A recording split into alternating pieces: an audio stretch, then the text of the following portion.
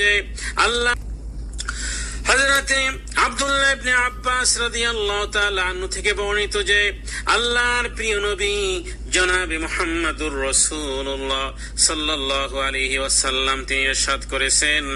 নবীজি বলেছেন, এমন দুইটি চক্ষু আছে যাকে কোনো জাহান্নামের আগুন স্পর্শ করবে না, জাহান্নামের আগুন থেকে নিরাপদ থাকবে। ওই এর মধ্যে ওই চক্ষু দুইটির একটি চক্ষু হলো ওই একটি চক্ষু যেই চক্ষু আল্লাহর রাস্তায় পাহারাদারি করেছে, আর হলো ওই চক্ষু যেই চক্ষু আল্লাহর ভয়ে এই দুনিয়াতে ক্রন্দন করেছে। এই দুইটি চক্ষুর জন্য জাহান্নামের আগুন আল্লাহ তাআলা হারাম করে দিয়েছেন। সহিহ তিরমিজি শরীফের মধ্যে এই হাদিসটি এসেছে। হযরতে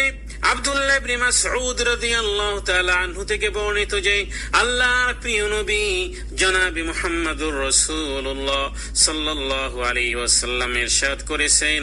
কোন মুমিন বান্দার চক্ষু হইতে যখন আল্লাহর ভয়ে অশ্রু বিগলিত হয়, যদিও সেই অশ্রু এত অল্প পরিমাণে হয় যে মাছির মাথা যতটুকু সামান্য মাছির মাথা বরাবর যদি তার চোখের পানি হোক না কেন, এবং উক্ত অশ্রু যদি তার চেহারায় বিগলিত হয়, তাহলে আল্লাহ তাআলা উক্ত চোখের